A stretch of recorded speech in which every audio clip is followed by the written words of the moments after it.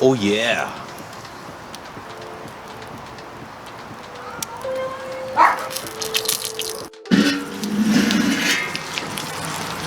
Oh yeah.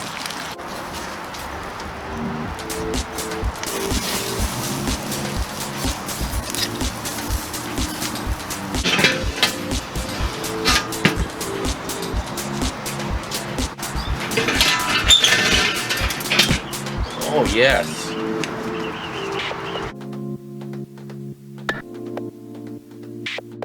Hey everybody, thanks for joining me today. Today I have another steak video for you. I got a monster porterhouse steak, almost like a porterhouse roast, almost 5 pounds, something like 4 inches thick. I'm gonna smoke in my Weber kettle to about 110, 105. Then I'll do a reverse sear. I had her dry brining overnight, just kosher salt. So right now I'm just gonna coat it in some olive oil and pepper, because it already has salt. Then I'm gonna smoke her to 110 and reverse sear. Let me show you.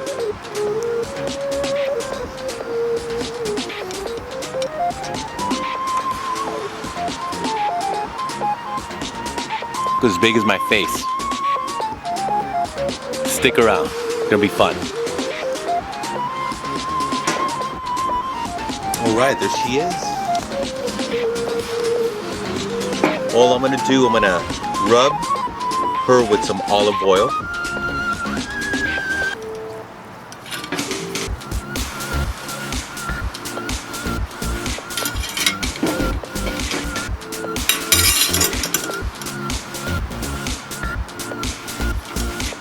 Yeah, I went to my local grocery store and I was talking to the butcher. So I'm gonna leave this on frame. And next thing you know, he's cutting me up about a 4-inch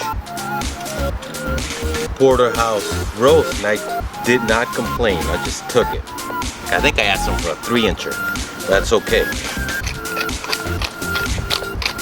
It's been dry brine, so it doesn't need any more salt.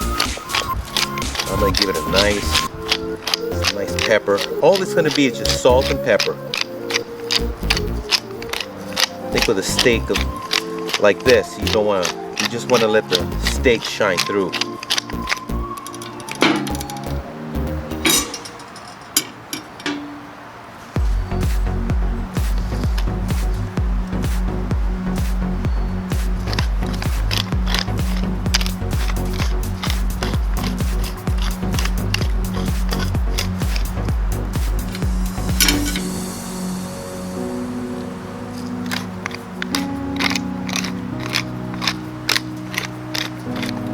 Oh yeah, need some fresh cracked pepper.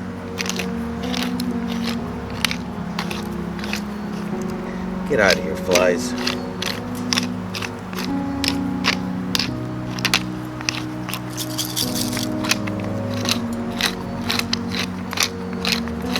Get all that pepper. Okay. I'll check on the kettle. She's warming up. Let's get her on the grill. Alright, she is on. So I have the slow and sear set. I have it set so it'll run me about 250, no more than 250, hopefully lower. No water in the water well because I want some dry heat. I'm standing it up and she just barely fits in my Weber. Look at that thing.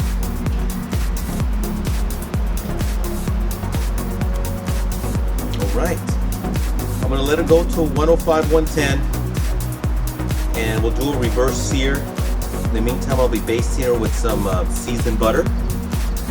So we're going to let her go. We'll take a look when she's reaching about, I'd say about 80 degrees. Look at that. Give me another close-up here.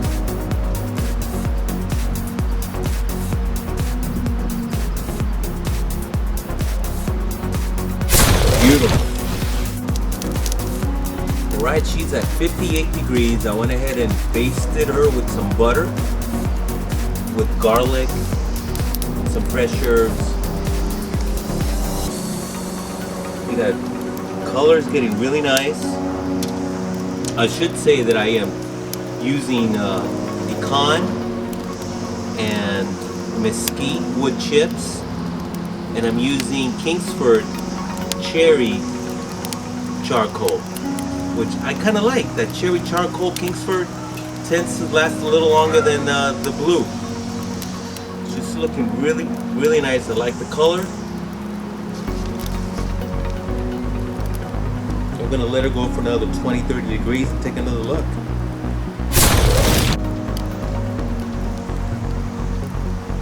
And there she is after, I should say, she's at 84 degrees. I just basted her for the second time with my herb butter. The pit has been holding steady. She's been climbing up a little. She was, last time I checked, she was 260 or so. Looking beautiful. Again, internal temperature 85. Pit temperature 250. So I'm gonna close her up and let her roll.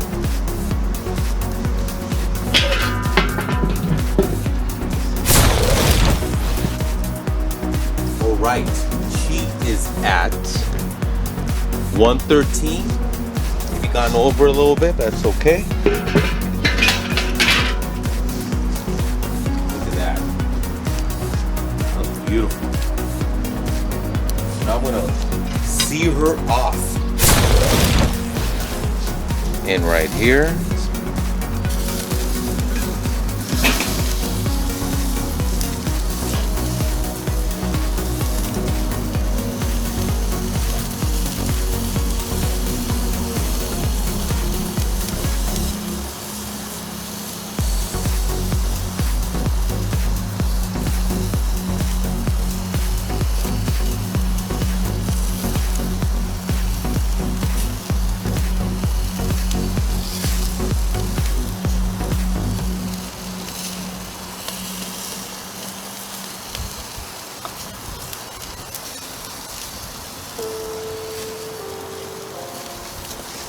Right, we are live. We are live. I just had to go in and locate one of my portable thermometers. Gonna spin about a minute. Just turn her over.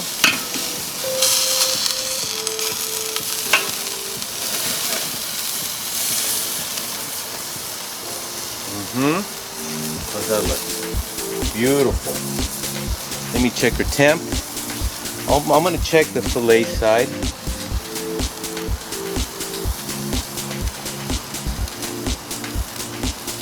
$127. Very nice, very nice.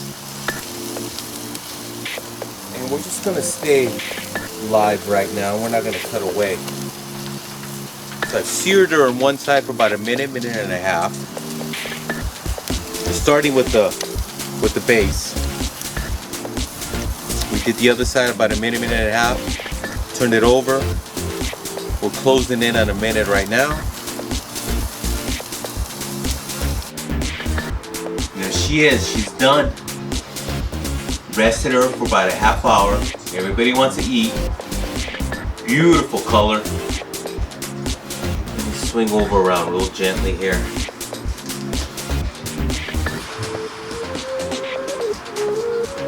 Wow.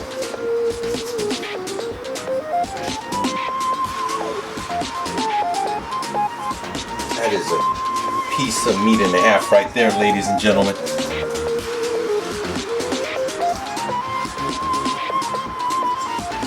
Let's slice her up and give her a taste test.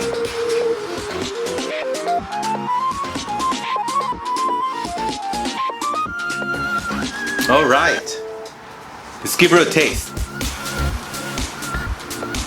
So I'm gonna go right for the fillet. I'm gonna dip it in the jus.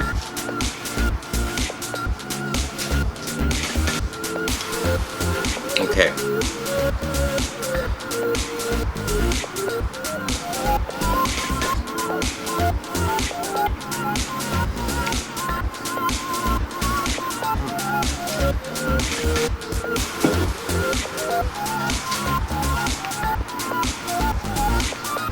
That's just tender, beefy as all day. Wow. And that was just olive oil, salt and pepper. The dry brine overnight. Using the slow and sear with no water. Target temp 230. But it's a slow and sear, lights to the, it's like a crescent moon. The charcoal reservoir, so as it's getting to the center and it widens, it the temp does get to go up a little bit. So she started at 230, ended up at 310, and then I had more than enough coals to see her off when she got to I think she went in a little over maybe 115 or so but I had enough coals to do a reverse sear on it. That was perfect. Well, I hope you like this video. I hope you like this little steak videos out there for you guys to try out. You don't have to use that big Weber. You can use that Brinkman like I have. You can use the oven like that other video. Well, thank you so much for stopping by. And we'll see you here next time on The Guy Show. Goodbye, everybody.